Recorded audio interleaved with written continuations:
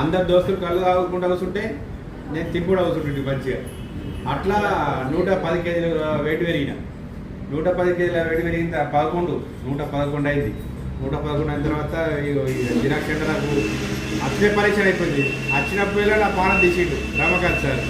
ఆయన దేవుడు ఎందుకంటే ఇప్పుడు వాస్తవంగా నా వెయిట్ తగ్గడానికి కారణం అది మెట్లు ఎక్కాలంటే నా మోకాల నొప్పి అన్ని ఇబ్బంది అనిపించింది.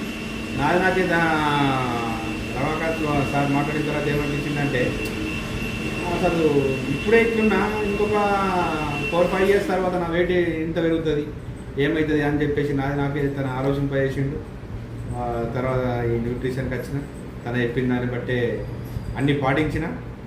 ఏం తినాలి ఏం తాగద్దు అనే ప్రొద్దున సాయంత్రం 2 కంపల్సరీ షేక్ తాగుతాం. మధ్యాహ్నం లంచ్ అప్పుడప్పుడు కామన్ ఫైబర్ ఫుడ్ అయినటువంటి దోసకాయ లేకపోతే క్యారెట్ ఆకలేనప్పుడు డ్రై ఫ్రూట్స్ వస్తుంది. బరువు ఎంత ఉండే? 111 కిలోలు ఉంటాయి. ఇప్పుడు ఎంత ఉన్నావు? 99 కిలోలకు వచ్చినాయి. కంగ్రాచులేషన్. 2 నెలల 10 రోజులు అయింది.